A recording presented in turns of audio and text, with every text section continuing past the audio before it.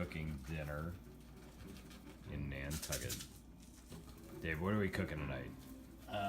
We've got, we're starting off with a salad with some seared tuna on top, followed by some bouillabaisse. And for our main, we'll be serving a grilled Arctic char with Mediterranean seasonings, along with some grilled corn on the cob and grilled asparagus. All right. Some Which is what you're working on right here, right? Exactly. And then some...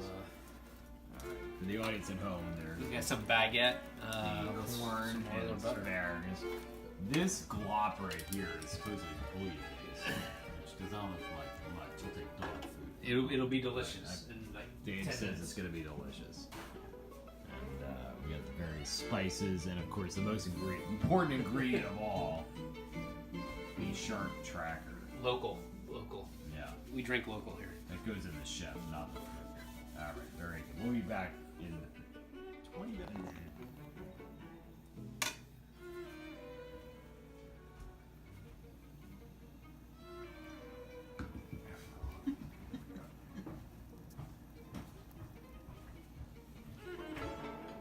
So, David, now we have now moved to the outside, cooking on the grill. Yeah, so the vegetables are already gone on and off the grill. We had them at a medium heat, somewhere between 350 and 400 for roughly 10 minutes for both the asparagus and the corn on the cob. Asparagus came on first, left the corn on a little longer.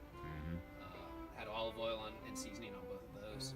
Yeah. Now we're cranking the heat up, get it up to about 500, throw the fish on. We'll do about 4 minutes in total on that nice tuna steak there, 2 minutes aside, and then on the Arctic char, which with all that Mediterranean seasoning, we'll probably do that about 7 minutes to get it cooked through. Clearly, the tuna, you want a very pink red, actually in this case, a red center.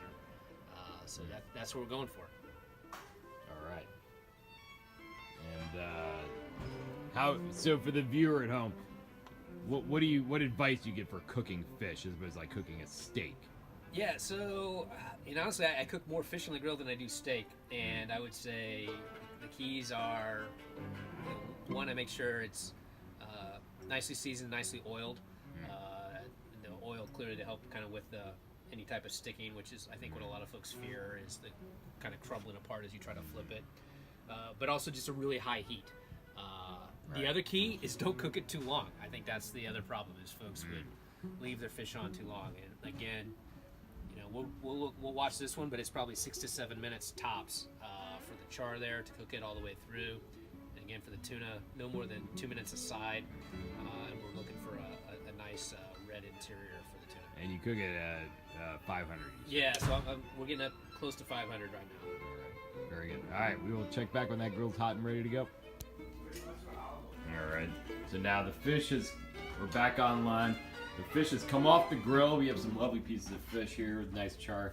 You cook these how long, David? I cooked the tuna 4 minutes, 2 minutes aside. I cooked the Arctic char here probably 6 minutes, 20, like a little bit, about 3 minutes aside. All right. So your goal here is for a nice red center.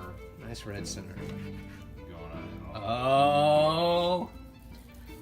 Who's changing careers? That might be a little under. No, that's perfect. Actually. Is that good, actually? That's perfect. All right. You tell me it's under. You're from New York City, dude. You know what this stuff's supposed to look like. That's exactly what it looks like in your salad when they bring it to you.